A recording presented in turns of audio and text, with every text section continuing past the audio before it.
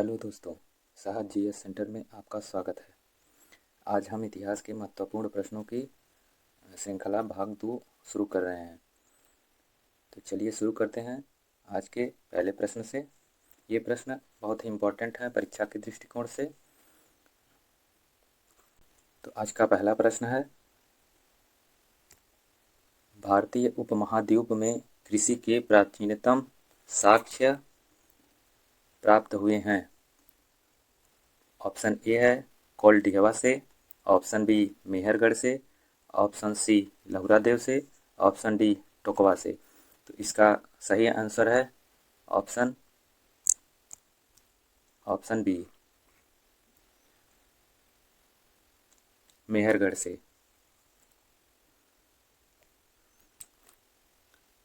इस प्रश्न की व्याख्या कर लेते हैं।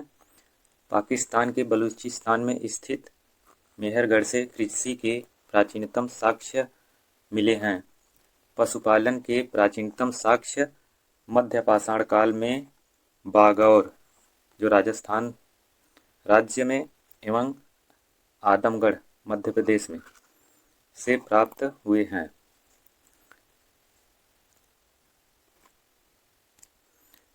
दूसरा क्वेश्चन है, सिंधु सभ्यता कांस्य प्रधान एवं नगरीय सभ्यता थी, किंतु इसे ऐतिहासिक शब्दावली में किस नाम से संबोधित किया जाता है। ऑप्शन ए प्रागैतिहासिक युग से, ऑप्शन बी आद्य ऐतिहासिक युग से, ऑप्शन सी ऐतिहासिक युग से, ऑप्शन डी उत्तर ऐतिहासिक युग से। इसका सही आंसर है ऑप्शन बी आद्य ऐतिहासिक युग से। इस प्रश्न की व्याख्या कर लेते हैं। आद्य ऐतिहासिक प्रोटो हिस्टोरिक उस काल को कहते हैं जिसके लिखित साक्ष्य प्राप्त हैं किंतु अपठनीय हैं। आद्य ऐतिहासिक उस काल को कहते हैं जिसके लिखित साक्ष्य तो प्राप्त हुए हैं किंतु अपठनीय हैं। हड़प्पा सभ्यता की लिपि दाएं से बाएं लिखी जाती है, किंतु अभी तक इसे निर्णायक रूप से पढ़ा नहीं जा सका है।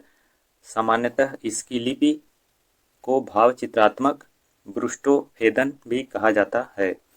क्या कहा जाता है? ब्रुष्टोफेदन।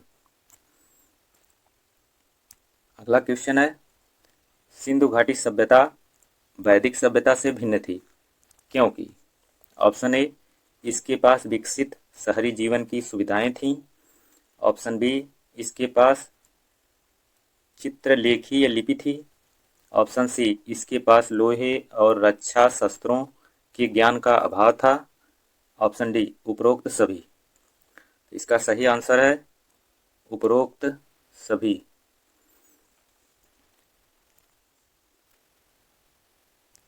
अगला क्वेश्चन है, मूर्ति पूजा का आरंभ कब से माना जाता है।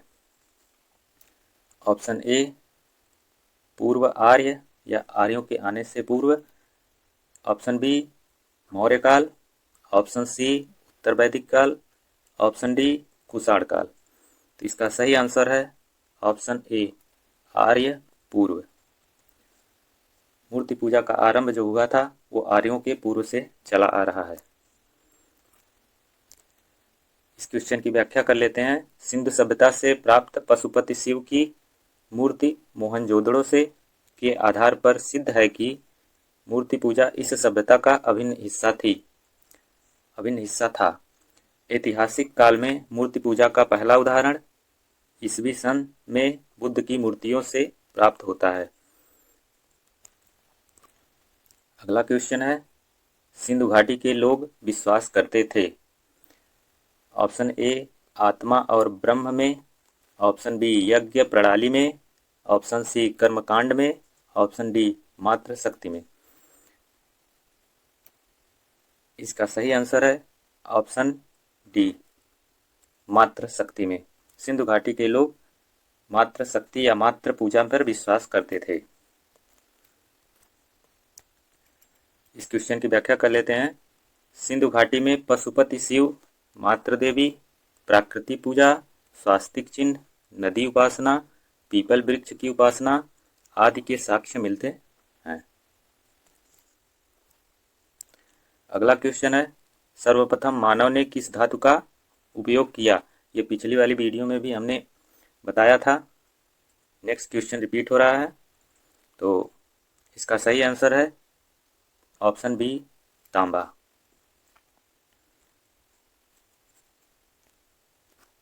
चलिए अगले क्वेश्चन की तरफ चलते हैं। क्लासिकी या संस्कृत भाषा में आर्य शब्द का शाब्दिक अर्थ है श्रेष्ठ व्यक्ति। आर्य शब्द का शाब्दिक अर्थ श्रेष्ठ व्यक्ति, किंतु आर्य शब्द मुख्यतः संबंधित है ऑप्शन ए जाति समूह से, ऑप्शन बी सांस्कृतिक समूह से, ऑप्शन डी धर्म समूह से, ऑप्शन डी क्षेत्र समूह से। इसका सही आंसर है सांस्कृतिक समूह से। आर्य शब्द का शाब्दिक अर्थ सांस्कृतिक समूह से संबंधित है। चलिए इस क्वेश्चन की व्याख्या कर लेते हैं। भाषा शास्त्र एवं मानव विज्ञान के आधार पर सिद्ध है कि आर्य विश्व के कई देशों में तथा कई धर्मों में पाए गए हैं। अतः आर्य को किसी एक धर्म, क्षेत्र एवं समूह से जोड़ना तर्कसंगत नहीं है।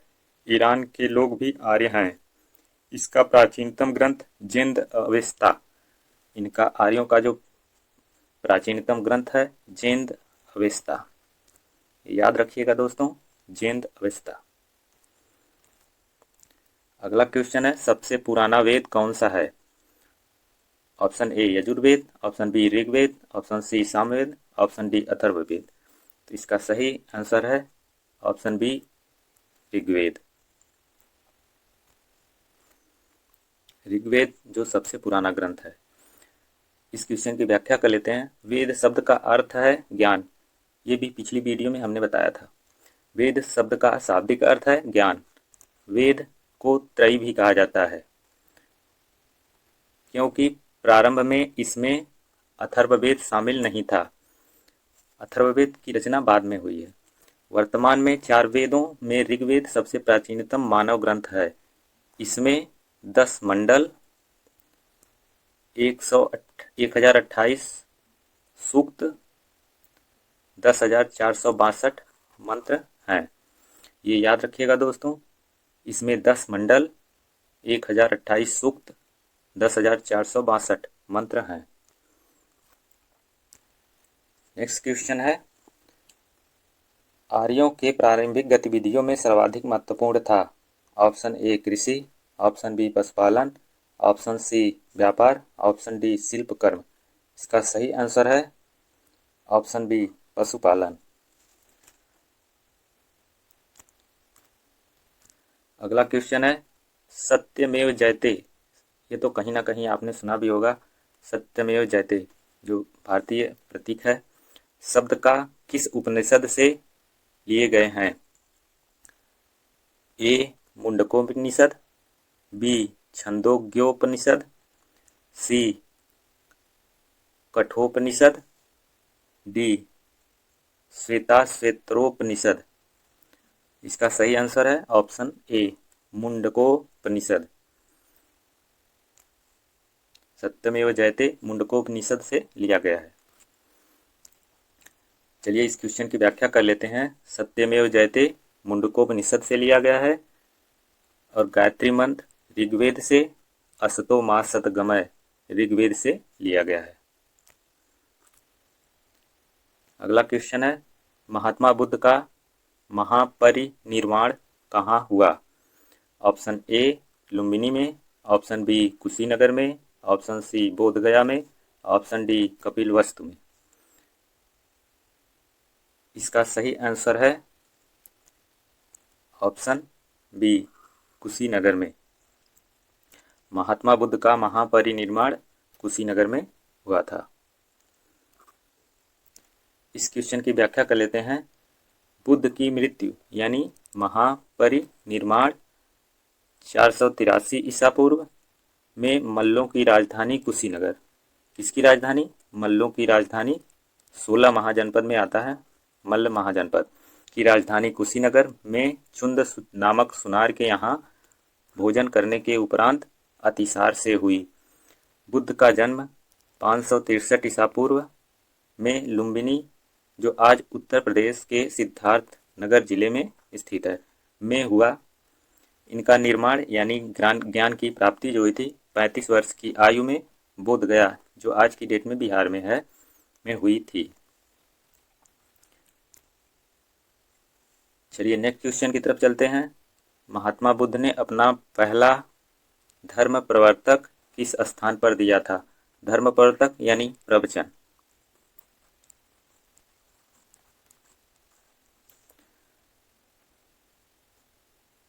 ऑप्शन ए लुम्बिनी में, ऑप्शन बी सारनाथ में, ऑप्शन सी पाटलिपुत्र में, ऑप्शन डी वैशाली में। तो इसका सही आंसर है ऑप्शन बी सारनाथ में। महात्मा बुद्ध ने अपना पहला उपदेश जो था वो सारनाथ में दिया था। अगला क्वेश्चन है, बौद्ध संघ में भिक्षुणी के रूप में स्त्रियों के प्रवेश की अनुमति बुद्ध द्वारा दी गई थी? ऑप्शन ए श्रावस्ती में, ऑप्शन बी वैशाली में, ऑप्शन सी राजगिरी में, ऑप्शन डी कुशीनगर में। इसका सही आंसर है ऑप्शन बी वैशाली में। चलिए इस क्वेश्चन की व्याख्या कर लेते हैं। सर्वप्रथम बुद्ध ने अपनी मौसी महाप्रजापति गौतमी को आनंद, जो उनके शिष्य थे, के कहने पर संघ में शामिल किया। बुद्ध का मत था कि यदि स्त्रियों को संघ में शामिल न किया जाए तब यह 1000 वर्ष तक जीवित रहेगा। नेक्स्ट क्वेश्चन है, निम्नलिखित में से कौन सी बात बौद्ध धर्म तथा जैन धर्म में समान नहीं है? बौद्ध धर्म और जैन धर्म में समानता नहीं है। ऑप्शन ए अहिंसा, ऑप्शन बी वेदों के प्रति उदासीनता, ऑप्शन सी आत्मदहन, ऑप्शन डी रीति रिवाजों की अस्वीकृति। इसका सही आंसर है ऑप्शन सी आत्मदमन। बौद्ध धर्म और जैन धर्म में जो समान नहीं है वो आत्मदहन है, बाकी अहिंसा, वेदों के प्रति उदासीनता और रीति रिवाजों की अस्वीकृति, ये तीनों समान है। आइए इस क्वेश्चन की व्याख्या कर लेते हैं। बौद्ध मध्यम मार्गीय विचारधारा है, जबकि जैन अतिवादी विचारधारा है। जैन धर्म में इंद्रिय निग्रह पर जोर दिया गया। अगला क्वेश्चन है, चाणक्य किन अन्य नामों से जाने जाते थे? चाणक्य अन्य किन नामों से जाने जाते थे? Option A Vishnugupta, option B Kautilya, option C Prabhakar या ऑप्शन डी दोनों, ए या बी। इसका सही आंसर है दोनों, ऑप्शन डी। चाणक्य का विष्णुगुप्त और कौटिल्य दोनों नामों से जाने जाते थे। अगला क्वेश्चन है, कौटिल्य के अर्थशास्त्र। कौटिल्य ने अर्थशास्त्र नामक पुस्तक की रचना की है, में किस पहलू पर प्रकाश डाला है? अर्थशास्त्र जो किस से संबंधित है? ऑप्शन ए आर्थिक जीवन, ऑप्शन बी राजनीतिक नीतियां, ऑप्शन डी धार्मिक जीवन, ऑप्शन डी सामाजिक जीवन। इसका सही आंसर है राजनीतिक नीतियां। अगला चलिए इसकी व्याख्या कर लेते हैं। भारत के प्राचीनतम तक्षशिला विश्वविद्यालय के प्रथम ज्ञात आचार्य कौटिल्य मूलतः यानी चाणक्य मूलतः मगध के रहने वाले थे। कहाँ के? मगध के। कौटिल्य का अर्थशास्त्र, राजनीति एवं प्रशासन पर संस्कृत भाषा में लिखित प्राचीनतम ग्रंथ है। माना जाता है कि इसमें मौर्य प्रशासन के सिद्धांतों का वर्णन है। इसमें मौर्य शासकों का कोई उल्लेख नहीं है।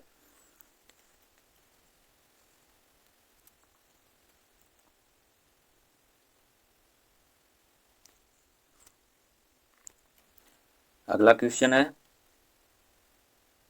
सेल्यूकस निकेटर द्वारा यूनानी शासक को किस भारतीय राजा ने हराया था? सेल्यूकस निकेटर नामक यूनानी शासक को किस भारतीय राजा ने हराया था?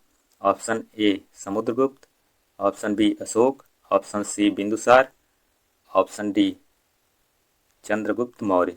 इसका सही आंसर है चंद्रगुप्त मौर्य, जो मौर्य वंश के संस्थापक थे। अगला क्वेश्चन है, सांची का स्तूप किसने बनवाया था? Option A Chandragupta, option B Pushyamitra Shunga, option C Bindusara, option D Ashoka. अगला इसका सही आंसर है ऑप्शन डी अशोक। चलिए इस क्वेश्चन की व्याख्या कर लेते हैं। मौर्य सम्राट अशोक ने मध्य प्रदेश में सांची का स्तूप बनवाया। बौद्ध धर्म के सम्मान में बना यह स्तूप भारत में सबसे बड़ा माना जाता है। यह सांची का स्तूप जो है बौद्ध धर्म के सम्मान में बनाया गया था अशोक द्वारा।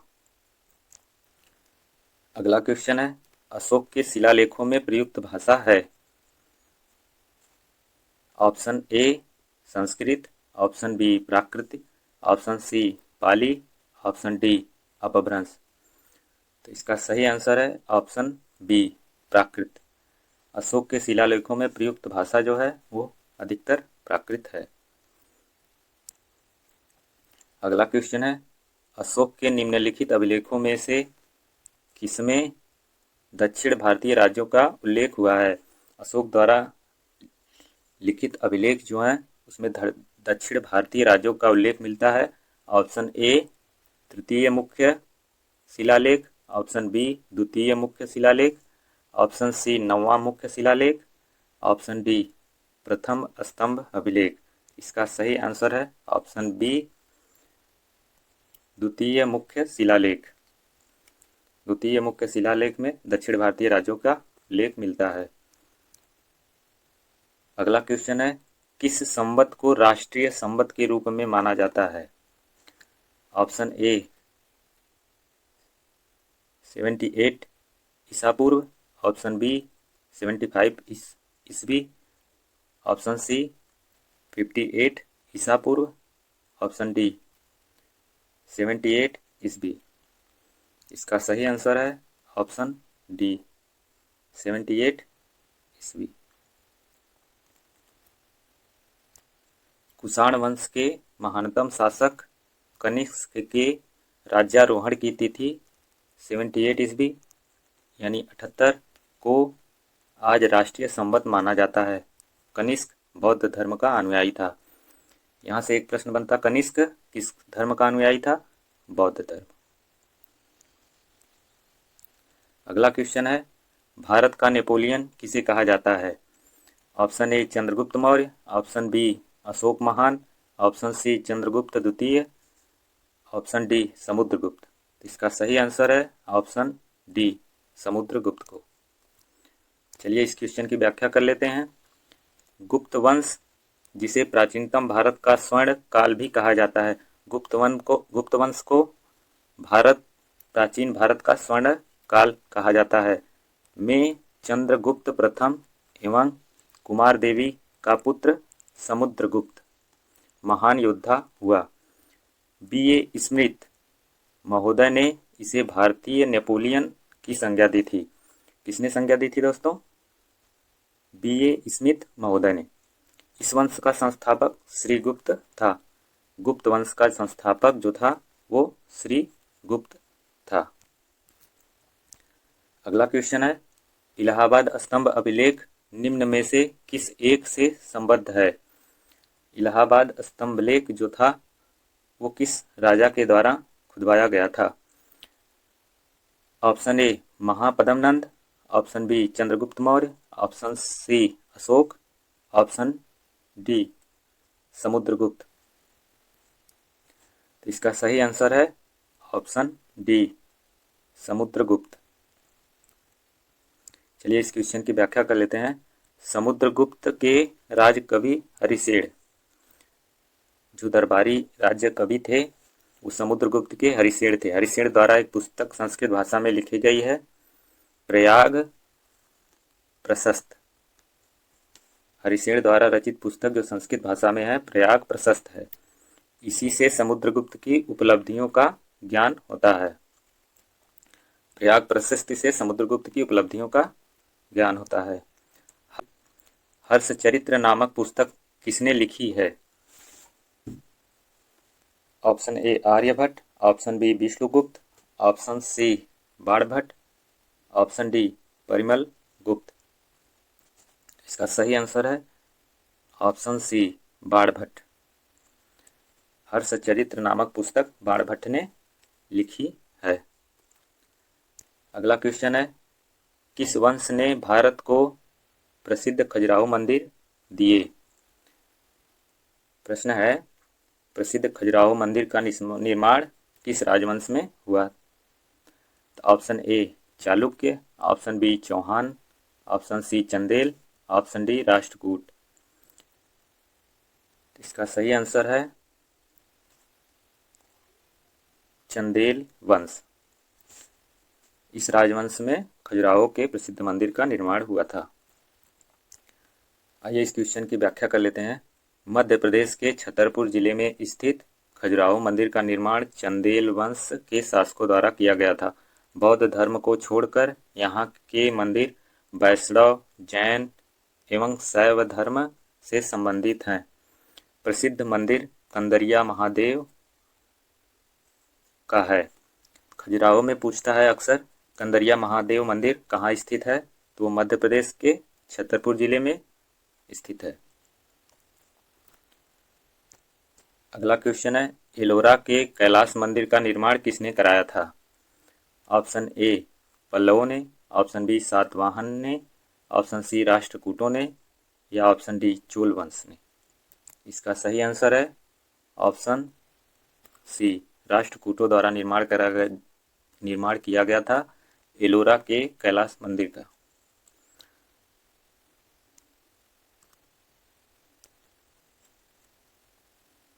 तो ये थी आज की प्रमुख प्रश्नों की एक सीरीज।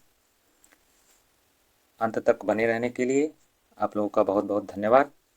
अगली सीरीज में हम फिर उपस्थित होंगे कुछ इम्पोर्टेंट प्रश्नों के साथ। चलिए, धन्यवाद। जय हिंद।